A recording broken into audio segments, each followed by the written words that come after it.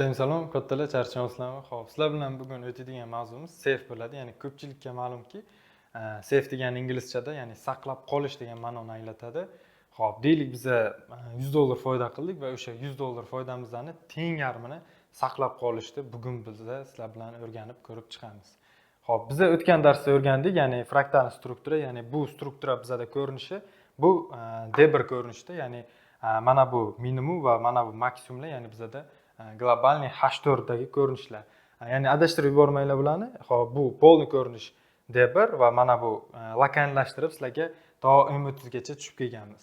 Xo'p, deylik biza ya'ni fraktal strukturada kecha ko'rib chiqdik, hammamiz o'rgandik va biza eng maksimum holatda ham M30 gacha tushib, M30 dan kirishga harakat qilib, deylik mana shu joydan, ya'ni proboydan keyin nima qilamiz? Proboydan keyin biza selga kiramiz, to'g'rimi? Deylik biza mana shu joyda lot hajmi bo'yicha 0.10 lotda kirdik deylik, mana shu yerdan.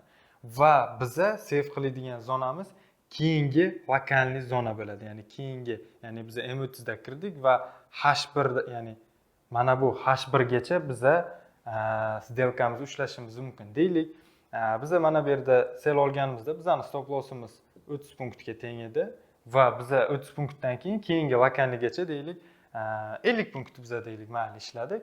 Va biza 50 punktdan keyin hop nima qilamiz? Ya'ni safe qilamiz. Safe degani o'sha 0.10 lot ochganimizni mana bu bizani keyingi lokalniga kelganda 0.10 lotimizni teng yarmini yopamiz. Ya'ni 0.05. Ya'ni 0.05 lotni biza yopamiz. Deylik biza 50 punktda qanchaga teng bo'ladi 0.10 da? 0.10 da 50 punktda bizaga $50 ga teng bo'ladi.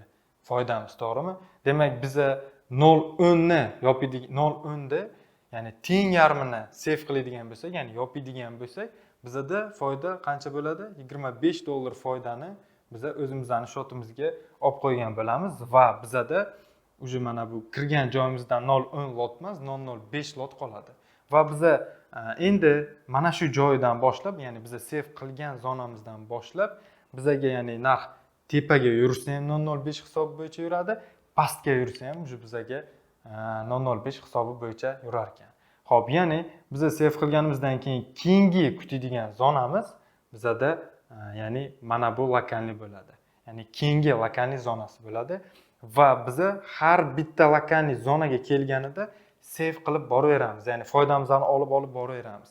Deylik, keyingi zonagacha bizga keldi va biza endi 0.05 lot qolgandi mana bu yerda va endi biza 0.05 da ham deylik 0.03 ni yopdik va bizada 0.02 lot qoldi deylik, ha. Vроде бы hammaga tushunarli bo'lyapti. Hop, 0.02 lot qoldi.